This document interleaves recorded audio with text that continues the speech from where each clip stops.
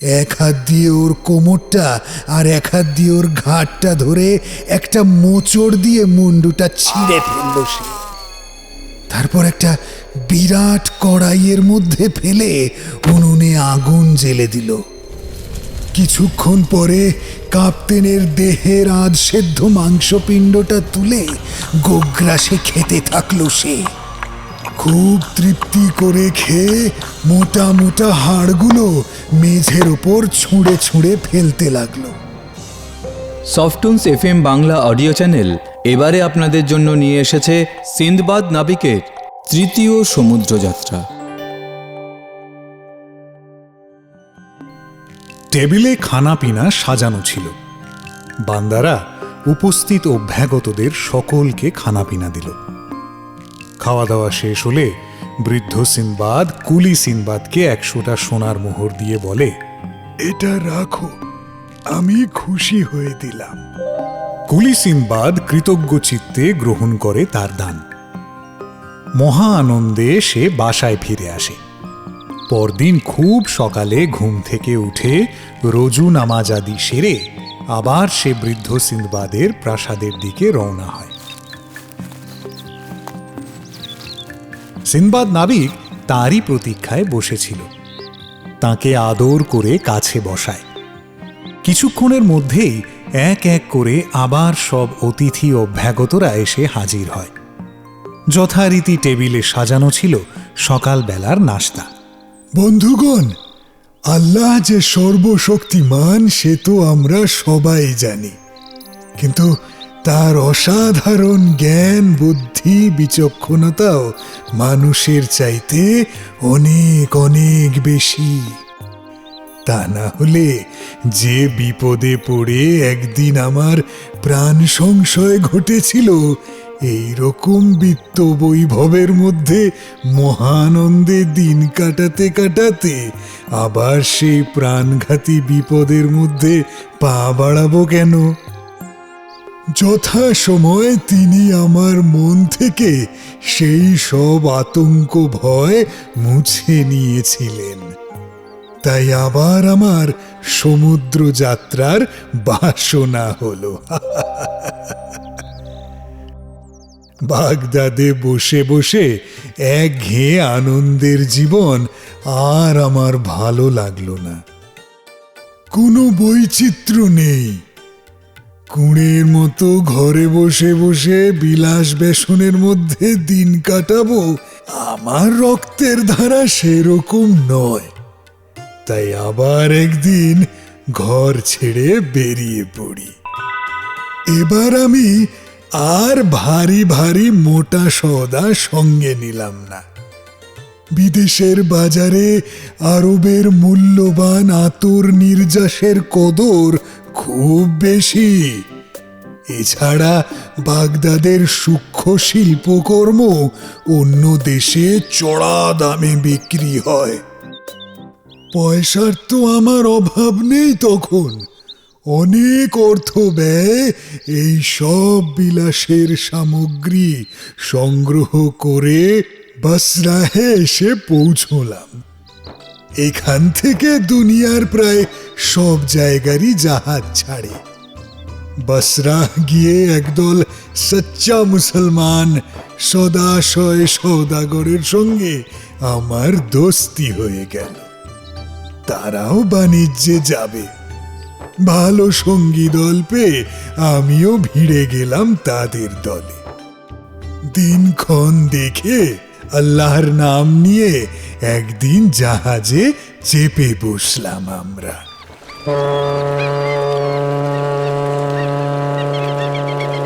পালে হাওয়া লাগলো, জাহাজ চলতে থাকলো।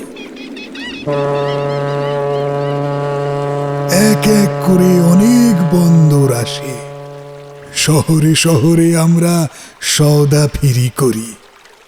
আমি যে ধরনের মূল্যবান বিলাস সামগ্রী সঙ্গে নিয়ে এসেছি, সে ধরনের সওদা বড় একটা কেউই সঙ্গে নিতে পারে না। তাই যেখানেই দেখাই সবাই লুফে নিতে থাকে। প্রতিটা সওদায় মোটা লাভ হতে থাকে আমার। খুশিতে মন নেচে ওঠে। এইভাবে চলতে চলতে একদিন আমরা মুসলমান সুলতানদের সালতানাত এলাকা ছাড়িয়ে মাঝ সমুদ্র ধরে পাড়ি জমিয়েছি। হঠাৎ কাপ্তেন চিৎকার করে ওঠে, সর্বনাশ! আমরা সবাই ছুটে গেলাম তার কাছে। কি হয়েছে? কি হয়েছে? সে কোনো কথার জবাব দেয় না, ডুকরে ডুকরে কাঁদতে থাকে আর কপাল চাপড়ায়।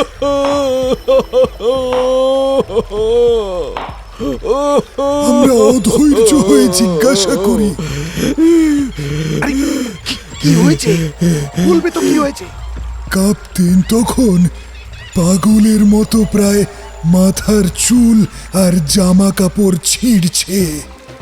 চোখে মুখে তার এক অবর্ণনীয় নিদারুণ আতঙ্ক। কোন রকমে সে বলে, পালের হাওয়া ঘুরে গেছে, আমরা পথ হারিয়ে ফেলেছি। এখন যে পথে জাহাজ চলেছে সে পথে চলতে থাকলে আমরা বাঁদর দ্বীপে পৌঁছবো। সেখানে একবার গেলে কেউ ফিরে আসতে পারে না। আমরা চিৎকার করে উঠি, না না না, যেভাবেই হোক জাহাজের গতি ফেরাও, জাহাজের গতি ফেরাও। কাপ্তেন বলল, অসম্ভব, আর কিছুক্ষণের মধ্যেই জাহাজ বাঁদর দ্বীপে পৌঁছে যাবে। এখন চেষ্টা করে কোনো লাভ নেই। জোর করে ঘোরাতে গেলে জাহাজ ভেঙে খান খান হয়ে যাবে। আমরা উদ্ভ্রান্তের মতো জাহাজের ডেকে ছোটাছুটি করতে লাগলাম। সামনে মৃত্যু অবধারিত জেনে কে আর চুপচাপ বসে থাকতে পারে? কিছুক্ষণের মধ্যে জাহাজ বাঁদর দ্বীপের কাছাকাছি এসে পড়ল। জাহাজটা ঘিরে প্রবল বাঁদরের পঙ্গপাল। সংখ্যায় কত তা হিসেব করে বলতে পারবো না। 10-20 এমনকি সহস্রাধিকও হতে পারে। এক বিশাল সেনাবাহিনী বলা যায়। আমরা জাহাজের মধ্যে ভয় গুটি সুটি মেরে বসে আছি। নিয়ে নামবো সাধ্য কি? কিন্তু দাঁত মুখ খিচিয়ে সহজাত অসভ্যতায় স্বাগত জানাতে থাকে ওরা। মুখের ভাষা দুর্বোধ্য, কিন্তু ভাবখানা এই যে নিচে নেমে এসো বাছাধনরা, আমরা তোমাদের বুক চিরে রক্ত পান করব। ওদের আক্রমণ করার দুঃসাহস আমাদের নেই, অথবা ওদের আক্রমণ প্রতিরোধ করার শক্তিও আমাদের নেই। এই অবস্থায় আশু কর্তব্য কি কিছুই ঠিক করতে পারছি না। এমন সময় হুড়পাড় করে তারা আমাদের জাহাজে ডেকে উঠে এলো। আমরা অনড় অচল হয়ে বসে রইলাম। ওরা আমাদের সওদাপত্র তছনছ করতে লাগলো। ওদের বিভৎস চেহারা দেখে আর বিকট চিৎকার শুনে হৃৎপিণ্ড প্রায় শুকিয়ে যায়। বিচিত্র ধরনের অঙ্গভঙ্গি আর অদ্ভুত ধরনের মুখ বাদন করে তারা যে কত কি বলতে লাগলো তার এক বর্ণও বুঝলাম না। আমাদের সামনেই তারা মাস্তুলের মাথায় উঠে পালের কাছি খুলে দিল। তারপর হাল আর দাঁড় অধিকার করে জাহাজটাকে সমুদ্র সৈকতে নিয়ে গিয়ে ভেড়ালো। এক এক করে আমাদের সবাইকে টানতে টানতে তীরে নামালো ওরা। আমরা যেন তখন কোরবানির খাসি। মৃত্যু নিশ্চিত জেনেও রুখে দাঁড়াবার দুঃসাহস নেই। আমাদের সকলকে নামিয়ে দিল, কিন্তু ওরা কেউই জাহাজ থেকে নামলো না। কয়েক মুহূর্তের মধ্যেই আমাদের যথা সর্বস্ব সওদাপত্তর ঠাসা জাহাজখানা নিয়ে ওরা মাঝ দরিয়ায় অদৃশ্য হয়ে গেল।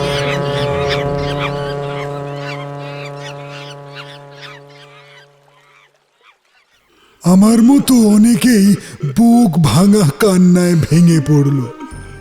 কিন্তু কান্নাকাটি করেই বা লাভ কি? বিদেশে বিপর্যয় ঘটতেই পারে, তার জন্য আগে থেকে যেমন সতর্ক হওয়া সম্ভব না, তেমনি বিপদ এসে গেলে ভেঙে পড়াও সঙ্গত না। অবস্থা ও সময়ের সঙ্গে মানিয়ে চলাই তো বিচক্ষণতা। যাই হোক, আমাদের সর্বস্ব চলে গেছে, এখন বাঁচার পথ বের করতে হবে। আমরা সকলে সেই সমুদ্র সৈকতে বালির উপরে বসে এক সভা করলাম। ঠিক হলো, আগে আমরা দ্বীপের অভ্যন্তরে ঢুকে কিছু খানা পিনার সন্ধান করব। প্রথমে ফলমূল এবং জলের সন্ধান করে তারপর অন্য ফিকির খুঁজতে হবে।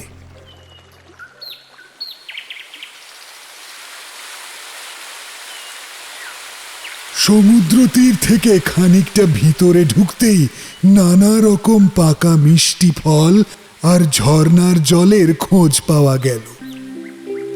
ধরে প্রাণ এলো। যাই হোক, অনাহারে শুকিয়ে মরতে হবে না। এদিক ওদিক ঘুরে ঘুরে পাকা মিষ্টি ফলের সন্ধান করতে করতে আমরা আরো অনেকটা ভিতরে ঢুকে পড়েছিলাম। হঠাৎ নজরে পড়ল, গাছের ফাঁক দিয়ে দেখা যায় অদূরে এক প্রাসাদোপমট্টালিকা। আপাতভাবে মনে হয় জনমানব শূন্য। খানাপিনা শেষ করে আমরা ওই ইমারতের দিকে এগিয়ে গেলাম। প্রকাণ্ড উঁচু, প্রস্থে দৈর্ঘ্যে সমান চতুষ্কোণাকৃতি পল্লাই এক প্রাসাদ, চারিদিক পাথরের প্রাচীরে ঘেরা। দুটো সিংহ দরজা পেরিয়ে তবে প্রাসাদের চত্বরে প্রবেশ করা যায়। শুধু সিংহদ্বারই হাট হয়ে পড়ে আছে। সিংহ সদৃশ প্রহরী আজ আর নেই সেখানে। আমরা ভিতরে ঢুকে গেলাম। বিরাট প্রশস্ত প্রাঙ্গণ সদৃশ একখানা কক্ষ। সারা ঘরময় থরে থরে সাজানো রান্না বান্নার সাজ সরঞ্জাম, বড় বড় কড়াই, ডেচকি, হাতা, বেড়ি প্রভৃতি। ঘরের মেঝে স্তূপীকৃত হাড়, কতকগুলো একেবারে শুকনো সাদা, আবার কতকগুলো এখনো মাংসের ঝোল ঝাল লেগে রয়েছে। একটা পচা দুর্গন্ধ নাকে এলো, সঙ্গে সঙ্গে মাথাটা ঝিমঝিম করতে লাগলো। পলকের মধ্যেই আমরা সংজ্ঞা হারিয়ে মেঝে লুটিয়ে পড়লাম।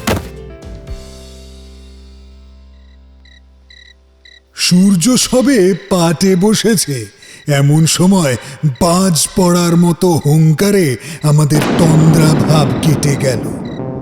ধড়মড় করে উঠে বসতেই দেখলাম বিশাল দৈত্যের মতো একটা কালো কুৎসিত কদাকার একটা মানুষ সিঁড়ি দিয়ে নিচে নেমে আসছে। লম্বায় সে তাল গাছের সমান, হতকুৎসিত বাঁদরের চেয়েও দেখতে বীভৎস। তার চোখ দুটো গোলাকৃতি আগুনের ভাটা, গাইতির কাঁটার মতো তার দাঁত, আর মুখের গহ্বর ঠিক এক ইঁদারার মতো। নিচের ঠোঁটটা ঝুলে পড়েছে বুক অব্দি। কুলোর মতো কান দুখানা কাঁধ ঢেকে ফেলেছে। হাতের নখগুলো ইয়া বড় বড়, আর থাবা ঠিক সিংহের মতো। দেখা মাত্র আমরা ভয় শিউরে উঠেছিলাম। পরে পাথরের মতো নিশ্চল হয়ে বসে রইলাম। দেওয়ালের পাশে একটা বেঞ্চির উপরে এসে সে বসল।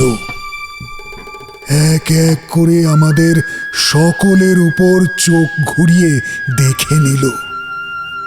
তারপর উঠে এসে সিংহের মতো থাবা দিয়ে আমার ঘাড়টা চেপে ধরল।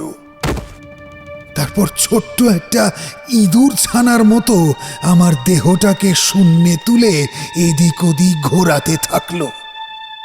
তারপর কি খেয়াল হলো, আমাকে মেঝের ওপর ছুঁড়ে দিয়ে অন্য একজনের ঘাড়ে থাবা বসালো। হয়তো আমার কৃষকায় দেহটা তার পছন্দসই ছিল না, কিন্তু আমাকে ছেড়ে যাকে ধরলো তাকেও দু একবার দুলিয়ে ছুঁড়ে দিল। এইভাবে এক এক করে সে সকলের দেহের ওজন পরীক্ষণ করে দেখতে থাকলো। সব শেষে সে এলো কাপ্তেনের কাছে। কাপ্তেনের শরীরটা বেশ মোটা সোটা তাগড়াই, যেমন লম্বা তেমনি চওড়া। তাকে দেখে দৈত্যটার মুখে হাসি আর ধরে না, অর্থাৎ খুব পছন্দ হয়েছে তার। এক হাত দিয়ে ওর কোমরটা আর এক হাত দিয়ে ওর ঘাটটা ধরে একটা মোচড় দিয়ে মুন্ডুটা ছিঁড়ে ফেলল সে। তারপর একটা বিরাট কড়াইয়ের মধ্যে ফেলে উনুনে আগুন জ্বেলে দিল। কিছুক্ষণ পরে কাপ্তেনের দেহের আধ সেদ্ধ মাংসপিণ্ডটা তুলে গোগ্রাসে খেতে থাকলো সে। খুব তৃপ্তি করে খেয়ে মোটা মোটা হাড়গুলো মেঝের ওপর ছুঁড়ে ছুঁড়ে ফেলতে লাগলো। খাওয়া দাওয়া শেষ হওয়া মাত্র সে বেঞ্চিটার উপরে টান টান হয়ে শুয়ে পড়ে মোষের মতো নাক ডাকতে থাকলো। এইভাবে পরদিন সকাল অবধি সে ঘুমিয়ে কাটালো। ঘুম ভাঙা মাত্র কোনো দিকে ভ্রুক্ষেপ না করে সে যে পথে নেমে এসেছিল সেই সিঁড়ি দিয়েই আবার উপরে উঠে চলে গেল। আমাদের অবস্থা তখন অবর্ণনীয়। বেঁচে আছি কি নেই সে বোধ শক্তিও নেই কারো। যখন বুঝলাম সে সত্যিই চলে গেছে, আমরা হাউ মাউ করে কেঁদে ফেললাম। এর চেয়ে গহীন সমুদ্রে ডুবে মরাও ঢের ভালো ছিল আল্লাহ। অথবা বাঁদরগুলো যদি আমাদের কলিজা ছিঁড়ে রক্ত পান করত, সেও বরং সহ্যনীয় হতো। কিন্তু কড়াইয়ের ফুটন্ত তেলে ফেলে ভেজে খাওয়া, উফ! কিন্তু ভেবে আর লাভ কি? নসিবে যা লেখা আছে তা হবেই। আল্লাহ একমাত্র ভরসা, তিনি না বাঁচালে কেউ বাঁচাতে পারবে না। এখন প্রাসাদের বাইরে বেরিয়ে এলাম আমরা। সারাদিন দ্বীপের এদিক ওদিক ঘুরলাম। লুকিয়ে থাকার মতো কোনো একটা গুহা বা ডেরা যদি পাওয়া যায়, কিন্তু আতিপাতি করে খুঁজেও কোথাও কিছু পাওয়া গেল না সারা দ্বীপটায়। আর কোনো বাড়ি ঘর নেই, না আছে কোনো পাহাড় পর্বত, না আছে কোনো গভীর জঙ্গল। সর্বত্রই ফাঁকা ফাঁকা গাছপালা বা উন্মুক্ত প্রান্তর।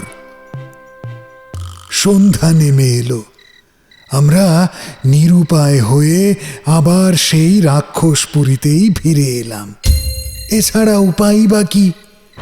রাক্ষসটার একটা গুণ, সে আমাদের একজনকে ছাড়া দুজনকে একসঙ্গে খাবে না।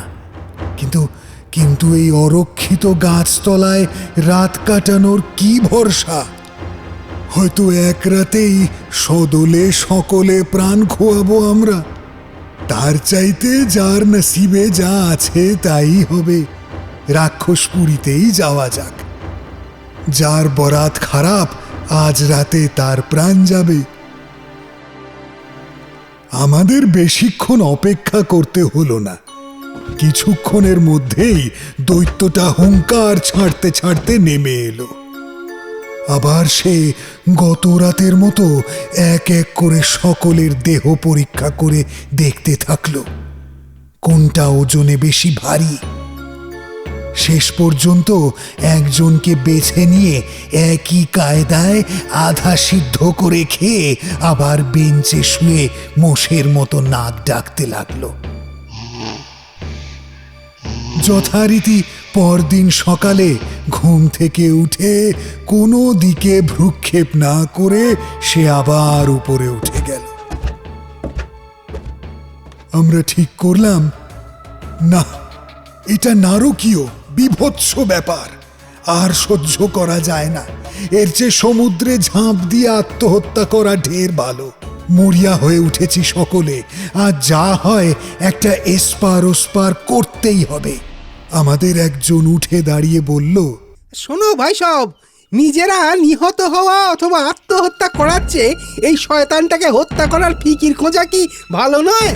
মরতে তো হবেই, তা বলে এইভাবে মরা? হ্যাঁ, আসুন আসুন, আমরা আমাদের শত্রুকে নিধন করি। তার জন্যে যদি মৃত্যু আসে, আসুক গে। এরপর আমি উঠে আমার বক্তব্য পেশ করলাম। শুনুন শেখ সাহেবরা, দৈত্যটাকে যদি মারতে পারি তো খুব ভালো, কিন্তু যদি না পারি সেক্ষেত্রেও তো একটা উপায় ভাবতে হবে। আমি বলি কি, আমরা আমরা একটা কাঠের ভেলা বানাই। আমি দেখেছি সমুদ্রের ধারে অনেক কাঠের গুড়ি পালা দেওয়া আছে। ভেলাটায় চড়ে আমরা ভাসতে ভাসতে চলি। তারপর আল্লাহ যদি মুখ তুলে চান, নিশ্চয়ই কোনো জাহাজের নাবিক আমাদের তুলে নেবেন। নতুবা কোনো নতুন দ্বীপে গিয়ে ভিড়ব। আর যদি পথের মধ্যেই ডুবে মরি, সে তো এর চেয়ে অনেক ভালো হবে। এই অবধারিত অপমৃত্যুর জন্য প্রতিটি মুহূর্ত অপেক্ষা করার চেয়ে অনেক ভালো হবে, অনেক গৌরবের হবে। সকলে আমার কথায় সায় দিল। बहुत अच्छा, बहुत अच्छा, चमत्कार, चमत्कार। আমরা সকলে সমুদ্র সৈকতে গিয়ে কাঠের গুঁড়ি দিয়ে একটা ভেলা বানালাম। নানা রকম কাঁচা পাকা ফলমূলে বোঝাই করলাম। বেশ কিছুদিনের খাবার থাকা সঙ্গে দরকার। না জানি কতদিনে নতুন দ্বীপের বা কোনো জাহাজের সন্ধান পাওয়া যাবে। এরপর আমরা আবার দৈত্যপুরীতে ফিরে আসি। যথাসময় রাক্ষসটা হুঙ্কার ছাড়তে ছাড়তে নামে। তারপরে এক এক করে বাছাই করে একজনকে কড়াইয়ে চাপায়। এই বিভৎসতা আমাদের অনেকটা গা শোয়া হয়ে গিয়েছিল, তাই চোখ বন্ধ করে পড়ে রইলাম। একটু পরে রাক্ষসটার খাওয়া দাওয়া শেষ হলে নাক ডাকিয়ে ঘুমিয়ে পড়ে। আমরা দুখানা মোটা মোটা লোহার শিক এনে উনুনের মধ্যে রাখলাম। গনগনে আগুনে টকটকে লাল হয়ে উঠল শিক দুটো। তারপর দুজনে দুখানা তুলে এনে একসঙ্গে ঢুকিয়ে দিলাম দৈত্যটার দুই চোখে। যন্ত্রণায় আকাশ ফাটা আর্তনাদ করে ওঠে সে, কিন্তু ততক্ষণে আমাদের কাজ হাসিল হয়ে গেছে। বিকটভাবে দাঁত মুখ খিচিয়ে সে আমাদের দিকে তেড়ে আসে। কিন্তু এলে কি হবে, চোখ তো গেছে, আন্দাজে কি করে ধরবে আমাদের? আমরা ওর সঙ্গে লুকোচুরি খেলা করতে করতে পাশ কাটিয়ে যেতে থাকি। নিরুপায় হয়ে দৈত্যটা তখন গোঙাতে গোঙাতে সিঁড়ি বেয়ে উপরে উঠে যায়। এবার আমরা নিশ্চিন্ত হয়ে সমুদ্রের ধারে এসে ভেলায় উঠে পড়লাম। ভাবলাম পথের কাঁটা দূর হয়েছে, কিন্তু না, ভেলাটা তখনও তীর ছেড়ে খুব বেশি দূরে যায়নি। দেখলাম একটা কালো কদাকার মেয়ে ছেলে দৈত্যটার হাত ধরে ছুটতে ছুটতে তীরের দিকে আসছে। মেয়েটা একখণ্ড পাথরের চাই এনে দিল ওর হাতে, আর প্রচণ্ড বেগে সে ছুঁড়ে মারল আমাদের ভেলা বরাবর। চোখে দেখতে না পেলে কি হবে, নিশানা একেবারে ব্যর্থ হয়নি। আর একটু হলেই ভেলার মাঝখানে পড়তো চাইটা। নেহাত বরাতের জোর একদিকের কানায় লেগে কাত হয়ে গেল খানিকটা। আমাদের দুটি লোক প্রাণ হারালো। তবুও অল্পের উপর দিয়ে ফাঁড়া কেটে গেল। এরপরে অবশ্য আরও কয়েকটা পাথরের চাই সে ছুঁড়েছিল, কিন্তু ততক্ষণে আমাদের ভেলা তার নাগালের বাইরে চলে গেছে। আল্লাহর দোয়ায় হাওয়া অনুকূল হলো। একটানা দুদিন দুরাত্রি চলার পর আমরা একটা নতুন দ্বীপে এসে ভিড়লাম। নতুন জায়গা, কিছুই জানি না, সুতরাং খানা পিনা সেরে আমরা একটা বড় গাছের ডালে উঠে সেই রাতটা কাটালাম। সকালবেলা অন্ধকার কেটে যেতেই নজরে পড়ল বিরাট বিরাট সাপ সেই গাছের অন্য ডালে লেজ জড়িয়ে ঝুলছে। ভয়ে প্রাণ শুকিয়ে গেল। তাদের চোখগুলো যেন জ্বলন্ত ভাঁটা। লেলিহান জিহুবা বের করে আমাদের দিকে জল জল করে তাকাচ্ছে। হঠাৎ একজনের আর্ত চিৎকারে তাকিয়ে দেখি আমাদের একজনকে পেঁচে জড়িয়ে ফেলেছে একটা সাপ। তারপর বিকট বিশাল হাঁ করে তার গোটা দেহটা নিমেষের মধ্যে গিলে ফেলল সে। হায় আল্লাহ, এ কি হলো? দৈত্যের খপ্পর থেকে যদিও বা রেহাই পাওয়া গেল, কিন্তু এখন ভয়াল সাপের হাত থেকে বাঁচব কি করে? আল্লাহ ছাড়া আর কেউ রক্ষা করতে পারবে না। হাত পা অসাড় হয়ে গেছে, জ্ঞান চৈতন্য প্রায় নেই বললেই চলে। কোনো রকমে গাছের ডাল থেকে নামতে পারলাম আমরা। একটা ঝর্ণার ধারে এসে মুখ হাত ধুয়ে কিছু ফলমূল খেয়ে নিলাম। তারপর শুরু হলো আমাদের অন্বেষণ যাত্রা। কোথায় একটা নির্ভরযোগ্য আস্থানা পাওয়া যাবে তারই অনুসন্ধান করতে লাগলাম। অবশেষে অনেক দূরে একটা গাছকে নির্বাচন করা হলো। তন্ন তন্ন করে খুঁজে পেতে দেখলাম না, কোথাও কোনো সাপখোপ কিচ্ছু নেই। তাছাড়া গাছটা অনেক উঁচু। সে রাতটা আমরা সেই গাছের ডালেই অনেকটা নিশ্চিন্তে কাটাতে পারবো। মনে আশা হলো এতদিন পরে বোধহয় এই প্রথম আমাদের নির্ভয় রাত্রিবাস হবে। কিন্তু হায় কপাল, রাত যত গভীর হতে থাকে ভয়াল সাপের নিঃশ্বাসের শব্দ শুনে কেঁপে উঠি। দিনের বেলায় তারা গাছে থাকে না, কিন্তু রাত বাড়ার সঙ্গে সঙ্গে এসে হাজির হয়। আমাদের নিচের ডালের সঙ্গী চিৎকার করে ওঠে। যদিও অন্ধকারে চোখে কিছুই দেখা যাচ্ছিল না, বুঝলাম সাপের মুখে চলে গেছে সে। তখন সেই অন্ধকারে গাছ থেকে নেমে পালাই তার সাধ্য কি? মরি বাঁচি এই গাছের ডাল আঁকড়েই রাতটা কাটাতে হবে। প্রাণের আশা ছেড়ে দিয়ে শুধু আল্লাহর নাম জপ করতে থাকলাম। সকাল হলো, দেখলাম সাপটা খেয়ে দিয়ে কেটে পড়েছে। আমি গাছ থেকে নেমে পড়ি।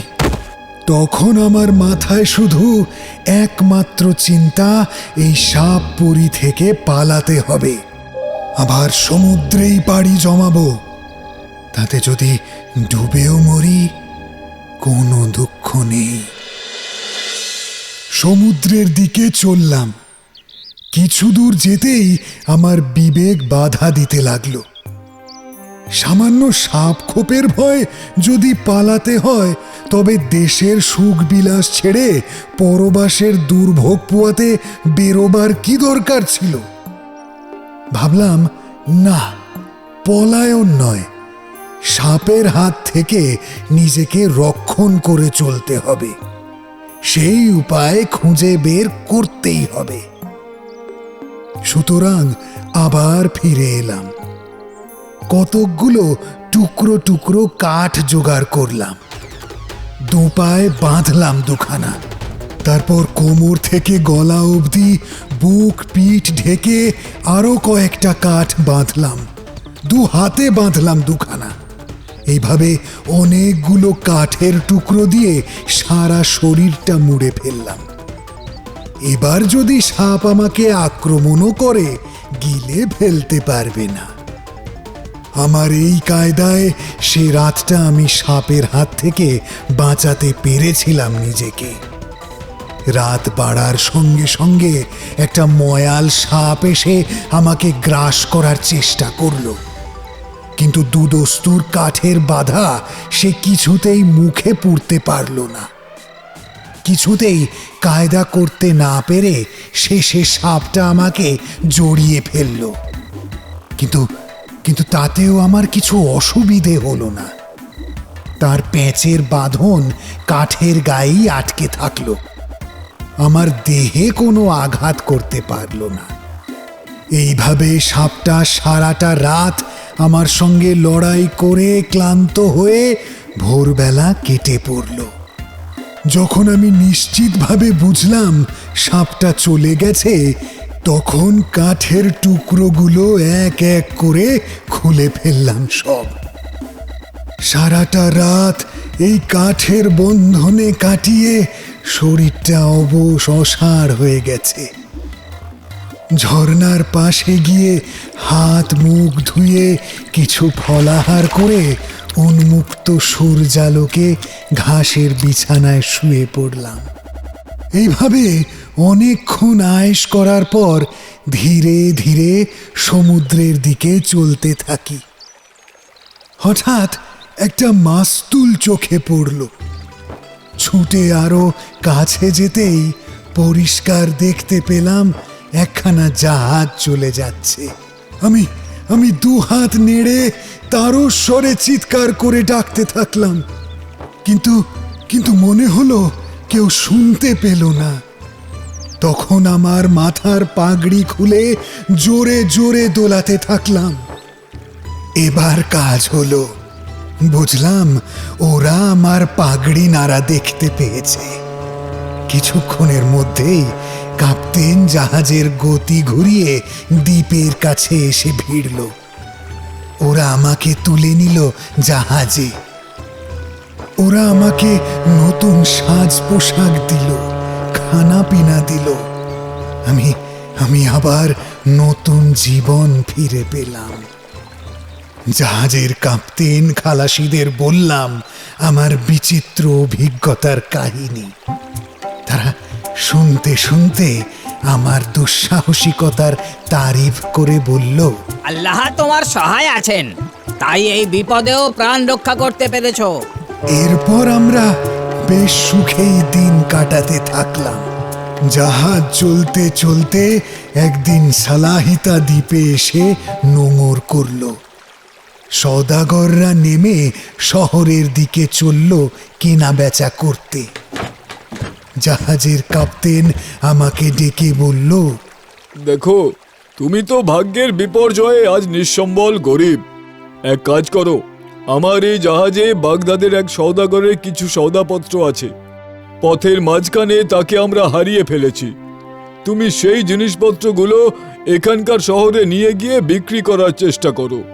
যা লাভ হবে সবই তোমার। আমাকে শুধু আসল দামটা ফেরত দিও। দেশে ফিরে তার আপনজনদের হাতে টাকাটা ফেরত দিয়ে দেব। আমি কাপ্তেনের এই বদান্যতায় খুশি হয়ে বললাম, আপনি আমার জন্য এতটা করছেন, এ ঋণ আমি শোধ করতে পারবো না। কাপ্তেন বলে, তার দরকার নেই।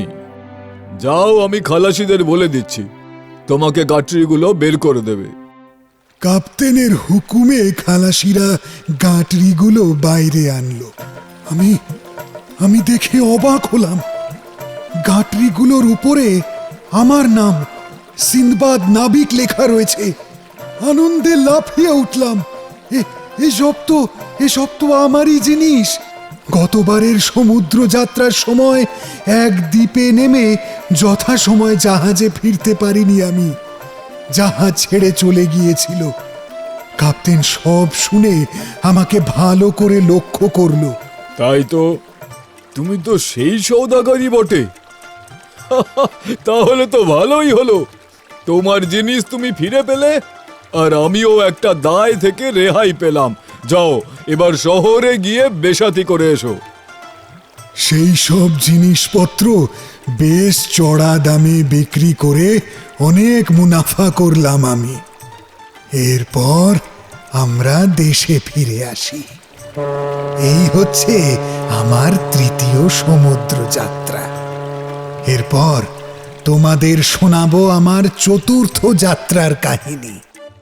সফটুনস FM বাংলায় শুনলেন সিন্দবাদ নাবিকের তৃতীয় সমুদ্র যাত্রা। গল্প পাঠে দিব্যেন্দু কুণ্ডু। অন্যান্য চরিত্রে রয়েছেন অঞ্জন রায়চৌধুরী, মনোজিৎ বোস। শব্দগ্রহণে মিলন কুমার প্রধান। ধ্বনি পরিকল্পনা ও স্পেশাল এফেক্টস সুমন দত্ত। পরিকল্পনায় বিশ্বজিৎ মুখার্জি। সামগ্রিক পরিচালনায় সৌরভ মণ্ডল। প্রচার ও অলঙ্করণে সফটনস।